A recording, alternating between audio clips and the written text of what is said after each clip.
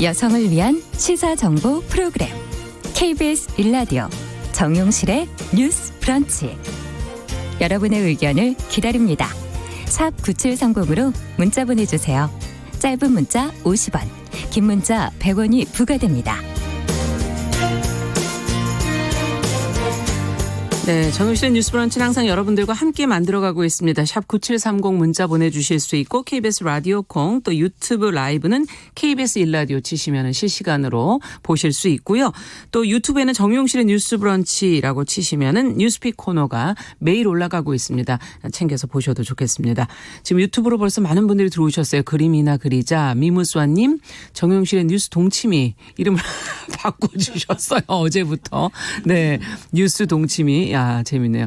그 전봉길님, 그리고 황인규님, 먹맞을 TV님, 네, 한 분 한 분 또 의견을 주셨고요. 그리고 많은 분, 조혜숙님, 아카시즈님, 스노우님, 허창행님 이렇게 들어오셨네요. 강훈필님, 6343번님, 전샘님, 감사합니다.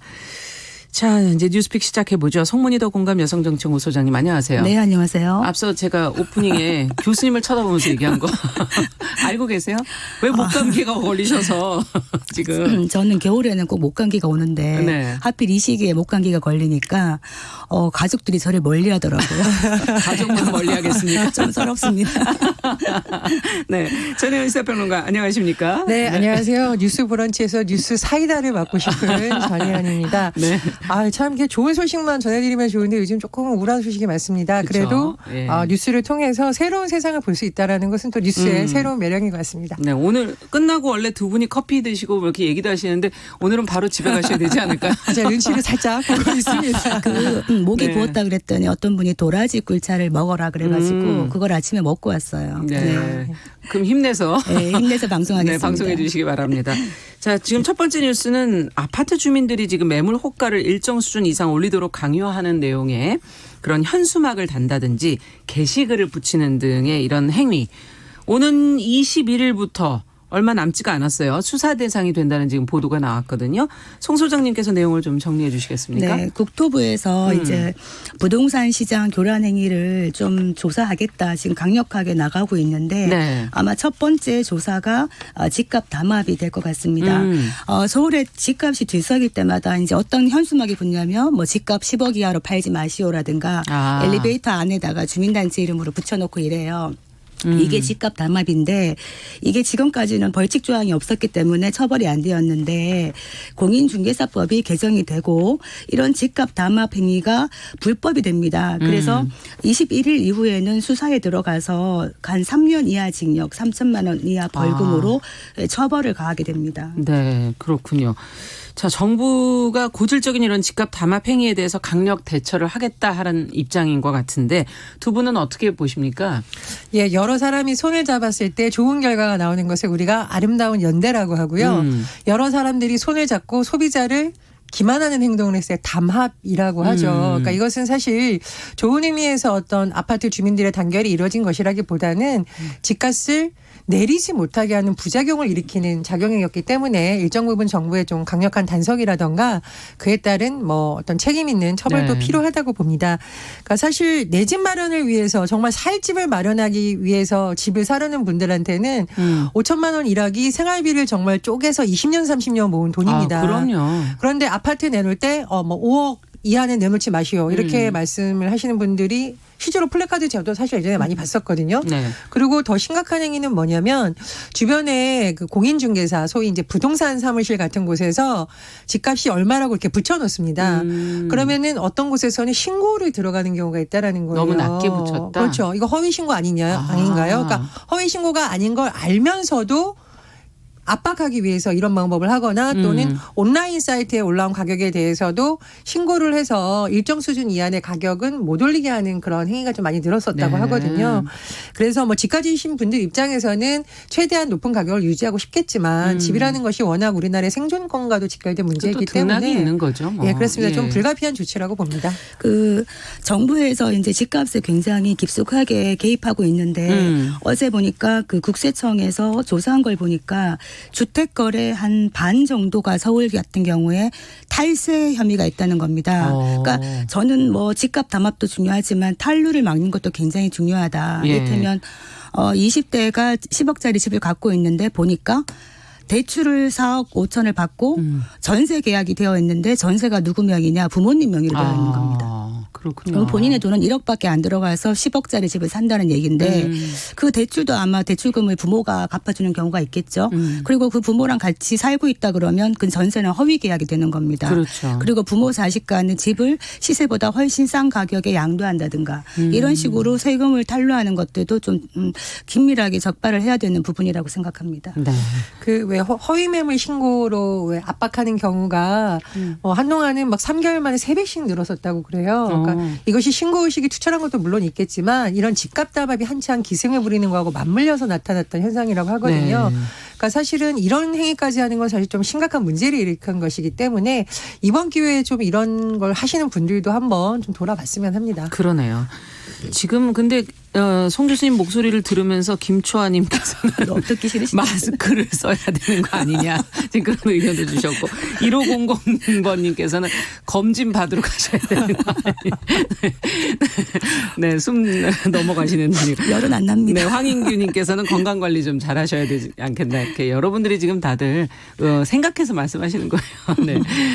자, 그러면 두 번째 뉴스 잠시 웃으시라고 말씀드렸고 두 번째 뉴스는 좀 심각한 거예요. 저 웃으면서 얘기할 수가 없어요. 지금 저작권 양도 조항 논란을 빚고 작가들의 지금 수상 거부가 이어지고 있죠. 절필선언 나오고 있죠. 주간 출판사 관련 업무 거부 사태도 지금 나오고 있는 이상 문학상. 이 사태에 대해서 저희가 뭐 이제 다른 시간에 잠시 다루기는 했지만 그래도 어제 이제 문학사상사가 공식 사과를 했기 때문에 이 내용을 좀 살펴보겠습니다. 전혜연 평론가께서 좀 정리해 주시겠어요? 예, 문학사상사에서 페이스북을 통해서 대표이사 명의의 공식 입장문을 냈는데요. 이런 과정에서 발생한 문제에 대해서 심각하게 인식하고 또 깊은 책임을 느낀다고 사과했습니다. 네. 또 굉장히 관심사였던 계약 문제, 특히 저작권 문제에 대해서는 대상 수상작이 이제 저작권의 3년 양도를 하는 것이었는데 앞으로 출판권 1년 설정으로 하겠다. 뭐 이런 여러 가지 또 입장을 밝혔습니다. 근데 이번 사태 같은 경우는 이렇게 또 작가들의 분노를 더 샀던 이유가 초기에 좀 매끄럽게 대응하지 못했다 이런 지적이 나오고 있거든요. 입장 발표를 좀 빨리 하고 사태를 수습했으면 좋았을 거라는 지적이 나오고 있는데 네. 뭐 문학사상에서 밝힌 입장을 보면 최근 경영 악화로 직원들이 많이 좀 퇴직해서 수습이 원활하지 못했다라고 하면서 또 다시 한번 사과를 했고요. 특히 저작권에 대해서 인식이 부족했다는 것을 통감한다. 앞으로 노력하겠다. 또 이렇게 밝히기도 했습니다. 네. 자, 출판사 사과는 했는데 뭔가 좀 책임을 다소 넘기는 전가하는 그런 느낌도 좀 있고 그거에 대한 비판도 지금 나오고 있고 이 문학상을 사태로 해서 다른 출판사들 또 문학상 주관사가 여기만 있는 것이 아니기 때문에 그동안의 관행이라든지 저작권 문제 이 부분 또 관련 제도 개선돼야 될 부분들이 있다는 논의가 지금 계속되고 있지 않습니까? 두 분께서는 이 부분에 어떤 의견을 갖고 계십니까? 그 저작권이라는 건 굉장히 중요한 창작의 권리거든요. 네. 그런데 출판사가 힘들게 쓴 저작권 그 수상자의 저작권을 너무나 쉽게 오래 가져가고 공유한 이런 것들이 20년 전부터 문제가 있다고 계속 논의는 되었는데 이런 출판사의 갑질이 나아지지가 않았던 겁니다. 그런데 이번에 어떻게 보면 용감한 작가들이 앞장을 서서 절필선언도 하고 같이 동참을 하면서 공론화가 된 것이거든요. 네. 이런 문제뿐만 아니라 수익을 제대로 정산하지 않는다든지 인쇄 같은 것도 투명하게 하지 않아가지고 좀 신뢰에 금이 가는 경우도 많고요. 그렇죠. 특히 어떤 권위가 있는 사항에 있어가지고는 그 권위에 눌려가지고 힘 약한 작가들이 말을 못하는 이런 것들도 있었는데 이것이 바로 갑질이 아닌가 뭐 그런 생각이 듭니다. 네. 뭐 어떻게 보면 문단의 현실이 이번에 드러난 거죠. 그래서 어쨌든 뭐 회사에서 사과를 하고 수정하기로 한 것은 다행이라고 보고요. 저는 이번 사태를 계기로 우리가 예술가들이 만드는 콘텐츠를 너무 손쉽게 가져가려고 하는 거 아니냐는 좀 생각이 들었습니다. 네. 우리 모두가 한번 반성해 볼 필요가 있다. 예, 예. 제가 이제 한마디만 덧붙이면 굉장히 유명한 이제 한 시인께서 사석에서 하신 말씀인데요.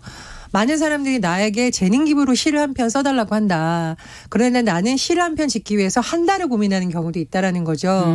근데 물론 그 한 달간 만든 시를 나도 무료로 주고 싶은 경우가 있지만 나도 시를 쓰기 위해서 밥도 먹어야 되고 집세도 내야 되는데 그런 말을 하면 사람들이 뭐 그 시한 편 쓰는데 얼마나 드냐, 공짜 아니냐, 종이가 더 드냐, 자꾸 이런 말에서 솔직히 좀 섭섭할 때가 있다 그렇게 말씀을 하시더라고요.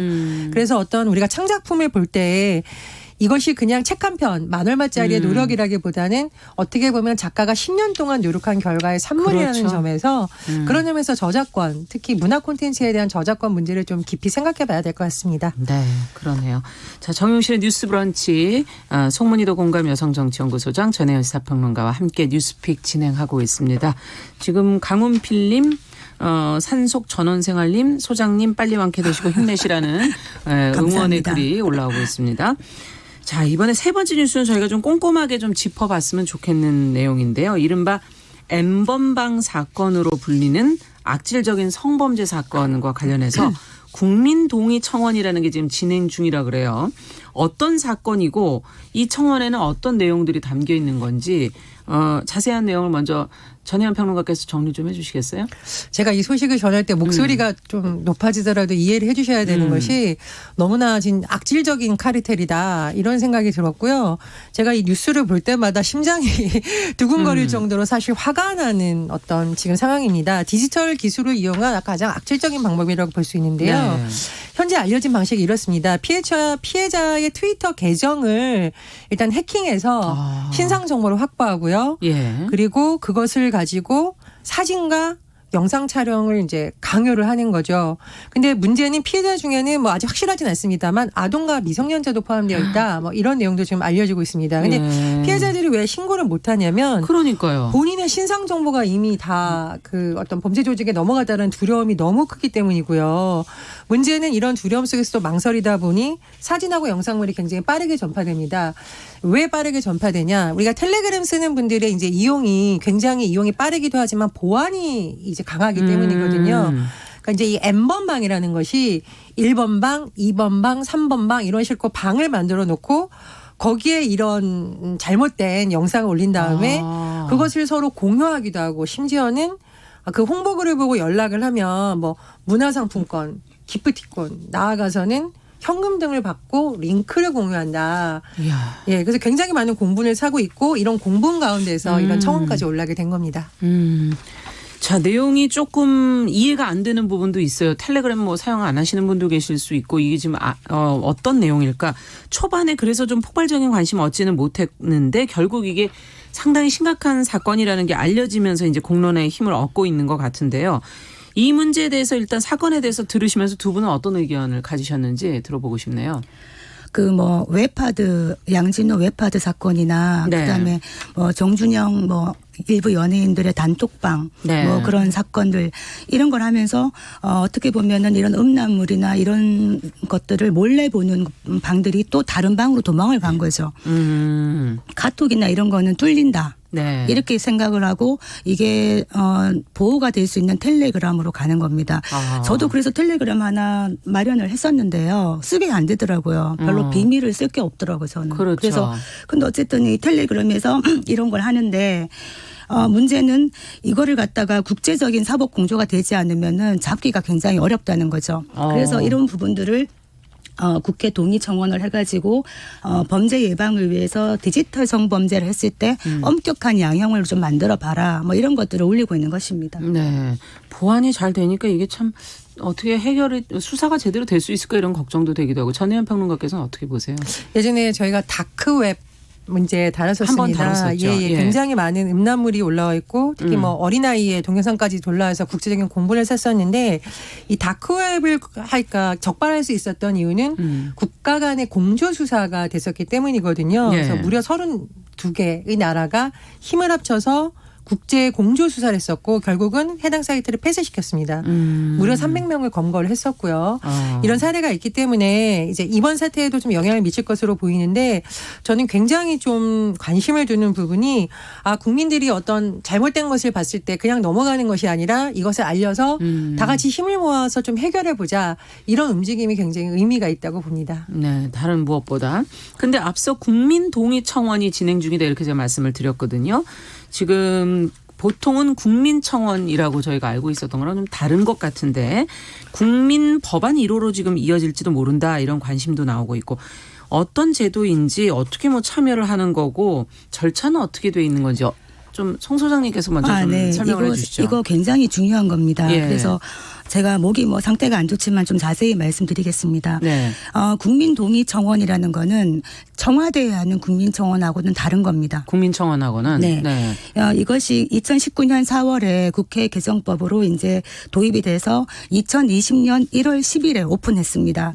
검색창에 국민동의청원이라고 치시거나 국회청원이라고 치시면은 국회청원이나 국민동의청원 치시면 누구나 들어갈 수 있습니다. 그래서 들어가서 가입을 하고 법안을 내면 되는데요. 네. 청와대 정원과 다른 점은 뭐냐면 청와대 정원이란 건 2017년 8월에 처음 실시가 됐어요. 예. 국민이 물으면 정부가 답한다. 이런 모토였는데 청와대 정원은 그냥 국민이 20만 명 이상이 물으면 답변만 하면 돼요. 정부나 정부 관료가. 네. 그런데 이 국민동의청원은 청원 공개 30일 내에 한 10만 명이 동의를 하면요. 예. 직접 소관 국회 상임위원회에 회부 심사해가지고 법안을 만들 수가 있는 겁니다. 그러니까 만들 수가 있는 거는 만들 수도 있고 의무가 안 만들 있는 겁니다. 의무가 있는 겁니까? 왜냐하면은 지금 국회가 제대로 법안 마련이라든가 이런 재개정이라든가 일을 제대로 안 하고 있다 국회의원들. 맞아요. 그러면 국민이 나서서 일을 해보자. 이런 측면에서는 이 법을 잘만 활용한다면은 정말 국회를 억지로 일시킬 수 있는 이런 제도도 될 수 있어서 저는 굉장히 크게 의미를 부여하고 싶습니다. 네, 만들어진 지가 얼마 안 된 거네요. 1월 10일 날 오픈했습니다. 예, 그렇군요. 그리고 첫 번째 지금 기록을 수립하는 게 아까 우리 말했던 N번방. 텔레그램 N번방. 이게 지금 1호가 되는 거. 1호가 될 것 같고요. 그렇군요. 지금 제가 알기로는 또 올라오고 있는 것이 제가 늘 강조하는 거 국회의원 무노동 무임금 원칙 얘기하지 않습니까? 그리고 국회의원 너무나 많은 특권을 갖고 있고 월급도 너무 많다. 그런 것들 좀 줄이자. 이런 지금 국민동의청원도 지금 들어가고 있는 상황입니다. 예, 그렇군요. 근데 국회의원들이 어떻게 반응할지 모르겠네요. 그러네요. 예. 어쨌든 국민동의청원이 국민들이 뜻하는 바를 조금 약간 법적으로 제도적으로 만들 수 있는 것이라 활용만 잘한다면 참 좋은 제도가 아닐까 하는 생각이 들고 어떤 방향으로 좀 활용이 돼야 될지 이 제도에 대한 두 분의 생각을 좀 들어보고 싶어요. 제가 시작할 때 연대와 담합의 차이점을 강조했던 이유가 사실은 이 아이템과도 연결이 되어 있습니다. 일반 국민들이 예전에는 다 같이 모여서 대자보를 쓴다던가 회의를 하는 방식이었는데 이제는 디지털이 오픈된 공간에서 뜻이 맞는 국민들이 같이 청원을 하면 법을 만들 수 있는 국회를 그러네요. 움직일 수 있는 근거가 마련이 됐다는 거죠. 예. 스마트폰으로도 할 수 있고. 예. 그래서 시공간을 뛰어넘어서 어떤 우리가 좋은 변화를 움직이는 것을 만들어낼 수 있다는 점에서 저는 굉장히 의미가 있다고 보고요. 그런데 사실 이런 것이 힘을 발휘하려면 어떤 이익 집단의 이익을 위해서 움직이는 것보다는 공공의 선을 위해서 가야 된다라고 그렇죠. 저는 생각을 합니다. 네. 그러니까 예를 들면 특정 이익 집단이 우리 이런 민원 해결해 주세요라고 움직이면 이렇게 욕광을 채우는 건 어렵지 않거든요. 다 같이 와서 그냥 동의하면 되니까요. 그러나 사실 이것이 본래의 목적을 달성하려면 지금 말한 사건처럼 모든 국민이 관심을 갖고 반드시 해결해야 되는 과제 이런 데서 힘을 모으면 어떤 정말 효과를 발휘할 수 있다는 거잖아요. 저도 이 부분을 굉장히 좀 주목해서 보고 있고 실제로 이런 부분이 국회에 반영이 돼서 공조 수사까지 압박이 되고 좋은 결과가 난다면 어떻게 보면 정치 역사에서도 굉장히 의미 있는 계기가 되지 않을까 싶습니다. 청와대 국민청원은 지금 별도의 법적 근거가 없어요. 그래서 그렇지만 필요한 게 뭐냐면 국민들이 뭔가 하고 싶은 말들, 분노, 억울함 이런 것들을 마음껏 풀어놓을 수 있는 그렇죠. 어떤 여론의 놀이터가 될 수 있는 이런 순기능도 있는 반면에 또 부작용도 좀 많이 있죠. 어떻게 보면 일부 특정인을 갖다가 비방한다든지 또 누가 봐도 말이 안 되는 청원을 막 올리는 경우도 있어요. 그렇지만 어떤 대의민주주의의 결함을 보완하는 하나의 형태로서는 기능을 할 수 있다고 보는데 지금 이 국민동의청원은 법적 근거가 확실합니다. 국회법에 도입 근거가 있고 청원법에 적용을 받습니다. 그래서 국회가 이제 이거에 대한 심사의 의무를 지게 되기 때문에 어떤 식으로든 일을 안 할 수가 없다. 지금도 이제 국회 청원은 또 가능한데 지금 현재 국회 청원은 국회의원 소개를 반드시 받아가지고 서류 작업을 복잡하게 해서 제출해야 돼요. 네. 그거와 병행을 해서 하는 전자 청원이기 때문에 이 두 가지 중에 더 편리한 것을 국민이 선택해서 언제든지 법안 발의를 할 수가 있다. 네, 참 저는 많은 기대를 하고 있는 것입니다. 네.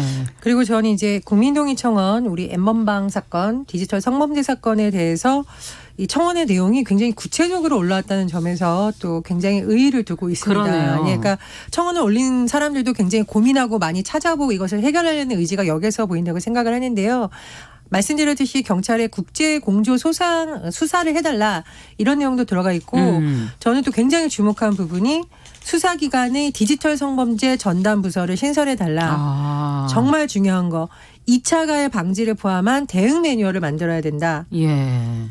범죄 예방을 위한 아까 양현 기준 말씀해 주셨고요. 그래서 저는 이 2차 가해 방지에 굉장히 초점을 두고 있는데 디지털 범죄의 특성이 너무나 빠르게 쉽게 유포가 되기 때문에 피해자들이 과거에 입었던 피해와는 상상도 못할 정도로 피해 범위가 넓어진다는 겁니다. 그렇죠. 처벌도 어렵다는 거. 그래서 이런 점에 좀 주목을 하고 있고요. 또 하나 참 주의해야겠다 생각이 드는 것이 우리가 SNS를 많이 하다 보니 본인의 개인 사진이라든가 신상 정보가 유출되기 굉장히 쉽거든요. 그래서 우리 어린아이들이라든가 좀 많은 분들이 사진을 올릴 때 이 사진이 누구나 다운받을 수 있는지 쉽게 가져갈 수 있는지를 한번 좀 점검해 보시는 것도 필요할 것 같습니다. 예. 그 국민동의 청원은요, 직접 올려보시면 알겠지만 굉장히 공부를 많이 하고 올려야 됩니다. 그러니까 이를테면은, 국회의원의 월급이 너무 많으니까, 좀 깎아야 된다. 이런 주장을 하려고 그러면은 국회의원의 월급이 어떻게 나가는지 알아야 그렇죠. 되죠. 그래서 막 공부를 해봤어요. 해봤더니 너무나 복잡하게 되어 있는 겁니다. 실제로. 그게 월급 형식이 아니라 수당이라는 명목으로 너무나 많고 또 마지막에는 비공개로 결정이 되고 뭐 이런 게 있더라고요. 네. 그러면 이런 걸 통해서 국민들이 본인이 원하는 법안을 만들 때 많이 깊이 공부하고 이런 식으로 어떻게 보면 정말 깨어있는 국민이 되면서 직접 주인이 되는 이런 방식으로 국회를 좀 압박할 수 있다. 저는 그렇게 생각을 합니다. 네, 국회가 더 일하게 하려면은 사실 국민이 잘 알아야 되죠. 노력을 또 해야 되죠. 지금 K77296093번님은 국민동의청원 사이트에 이미 접속을 한번 해보셨다고 지금 하셨고요. 앞서 다른 분 나라우주님께서는 좀 회의적인 얘기를 하셨어요. 만들기만 하면 뭐하냐. 법안이 처리가 안 되는데. 그러니까 이게 문제인 게 그 예. 2012년에 19대 국회 때 보면요. 그 국회 동의 청원은 227건이 들어갔는데 2건밖에 접수가 안 됐어요. 그렇군요. 이런 왜냐하면 문제도 실컷 들어가도 그 안에 청원 심사위원회에서 검토를 안 해요. 국회의원들이. 그러면 국회의원들의 이런 일을 제대로 안 하는 거에 대해서도 벌칙 조항까지도 들어가는 청원도 한번 해야 되지 않겠는가. 네. 지금 의무조항으로 되어 있습니다만은 그런 그렇죠. 생각이 듭니다. 네. 오늘 아주 중요한 내용 잘 전해주셨습니다. 뉴스백 전혜연 평론가, 송문희 더공감 여성정치연구소장과 함께했습니다. 전쌤께서 목소리보다 내용이 더 중요하니까 문제가 안 되니까 얼른 나으시라고 감사합니다. 응원액을 보내주셨습니다. 자, 여러분은 지금 정용실의 뉴스 브런치 함께하고 계시고요. 듣고 계신 지금 시각 10시 30분 향해 가고 있습니다. 라디오 정보센터 뉴스